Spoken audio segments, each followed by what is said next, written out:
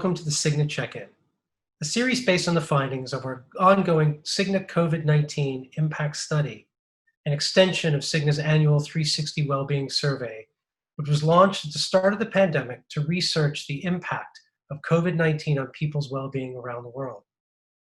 Here we will use the insights to deep dive into the triggers of stress, where they may come from, why stress may be heightened in these unprecedented times, and most importantly, to give you the tools and information you need to perform successful stress care check-ins on yourself and those you care for.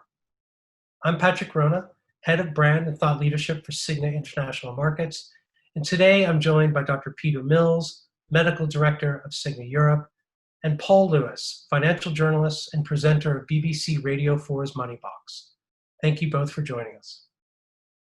So dealing with finances is a topic that obviously affects us all. Talking about personal financial situations is very uncomfortable at the best of times. And of course, in this current climate, financial stress is more heightened than it may ever have been, which is why opening up on the subject is probably more important than ever. Paul, why is finance heightening stress in this current climate?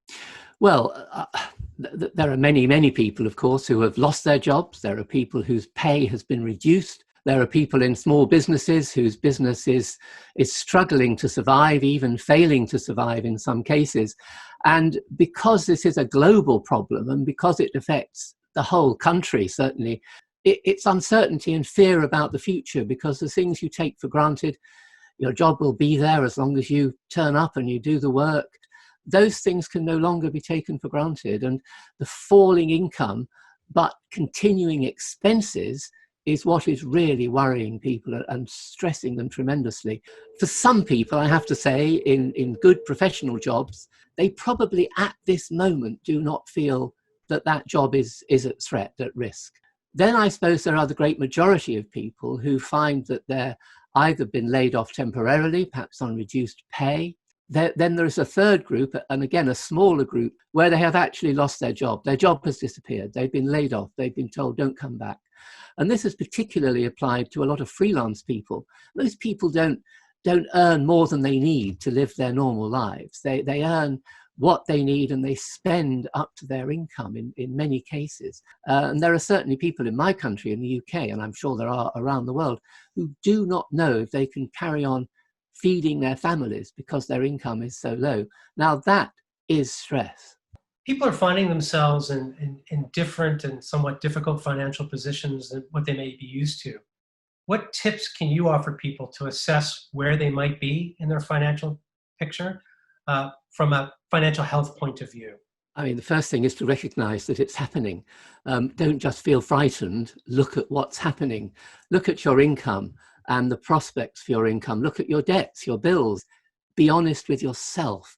Look at it yourself. And of course, if you have a partner, if you live in a family, talk to the other people in the family and find out their position as well. So you know as a household where you are, because only if you face up to it can you try and deal with it. It might be a very frightening picture, but at least you know the facts. That is the most important thing to cope with financial stress. What are the positive effects or outcomes that one might get from doing a stress care check-in around financial situation more regularly? I think the first thing is realizing you're not alone. In this time of great stress, we might not see our friends as we normally do. We might see them on Zoom or FaceTime or something like that, or talk to them on the phone. And we think, oh, they sound okay, they're coping. They're probably not. But once you start talking to people about their financial circumstances and you're honest about your own, then you do realize you're not alone. And I think being not alone, not the only person suffering this, is very important. And of course, there are millions and millions of people. We have time to sit around and think and worry. That is not a good idea. Getting down to the practical nitty-gritty can reduce the stress enormously. And if you reduce the stress, you make more rational decisions. I think that's my message for people from that. Can either of you or both of you offer advice on how to get into this conversation, entry techniques, if you will, to help people start talking a little bit about some of the financial stress they may be facing? It is a difficult conversation. Sometimes it's a difficult conversation to have even with yourself or with your loved ones. It can be quite daunting talking about such personal things as stress. A good way to start the conversation is actually to talk about your own experiences of stress and anxiety or fear around the current situation. Being open and being honest can really kickstart the conversation and makes it less like an interview or an interrogation. But if you've got a member of your family or a close friend or a partner, child, and you fear that they are getting themselves into financial difficulties, or you fear that they are really under stress, I think a good way is to actually talk about your stress, your concerns, and then they realize, first of all, they're not alone. But I think a way in for me would be to say, I'm really worried about money, I've got all this and all that. And then they will think, well, yes, I'm like that too. And I think that might be an opening to get in and talk to people. And the most important thing is to get those facts down on a piece of paper, but talk about it, and not in a boastful way, in an honest way about our fears. One of the interesting findings for me was around the differences in how men and women are feeling about financial stress.